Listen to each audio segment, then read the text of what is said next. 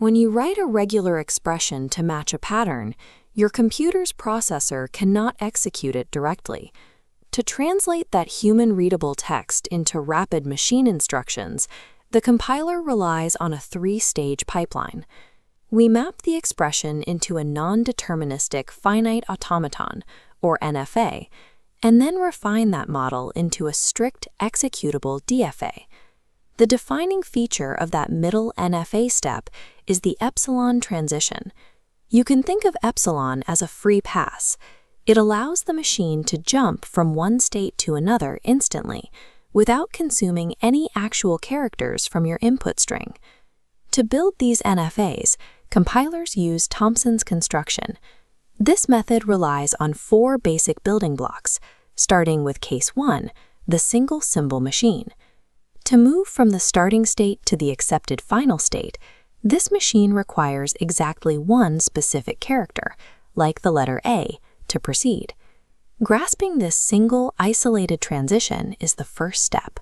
Once you understand how a machine consumes a single letter, you have the foundation to see how compilers chain these simple actions together to interpret dense strings of code. To recognize a sequence of characters, like AB, Thompson's construction uses concatenation. We take the A machine and the B machine, snapping them end to end so the final state of the first becomes the starting state of the second. If we need a union, meaning we want to match either A or B, the architecture branches. We use epsilon-free passes to give the machine a simultaneous choice, splitting the path to check both the A machine and the B machine at the exact same time. To handle the clean star, which means 0 or more repetitions of A, we wrap the single symbol machine in epsilon transitions. A backward epsilon loop allows the machine to read the character over and over, while a forward epsilon arrow gives it the option to bypass the character completely, fulfilling that 0 requirement. These four blocks link together to model any regular expression you can write. However, the resulting NFA is full of branching paths and free passes.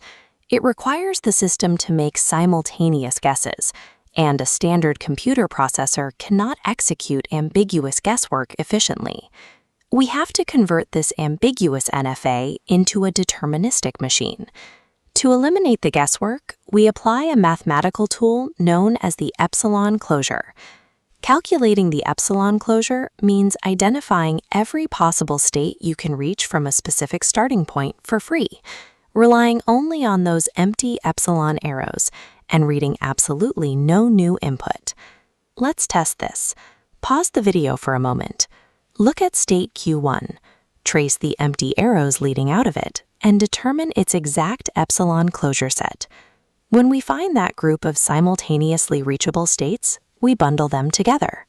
In subset construction, that entire cluster of NFA nodes collapses to become just one strict deterministic state in our new DFA table. We systematically repeat this grouping for every possible input character. We map out every transition, continually collapsing newly discovered sets of NFA nodes into individual DFA states until the table is filled. By trapping all that non-deterministic guesswork inside these unified sets, we eliminate the ambiguity. The result is a single-path engine perfectly optimized for computer execution. Watch how this completed DFA processes the string ABB. As each letter is consumed, the engine follows exactly one unambiguous path through the states, eventually landing securely in the final accept state. This is the complete lexical analysis workflow. We started with a pattern, translated it into a structural model using Thompson's blocks, and compiled it down into execution logic using subset construction. If you are preparing for a numerical exam on this topic, this visual grid is your master cheat sheet. Committing the 4 Thompson patterns and the strict rule of epsilon closure to memory provides the mechanics to solve the majority of exam problems in this unit. The next logical step in compiler design is optimization. We will take this functional DFA and apply minimization techniques to strip away redundant states, making the processing engine smaller and faster. The process of collapsing ambiguous choices into rigid deterministic sets is the invisible architecture behind lexical analysis.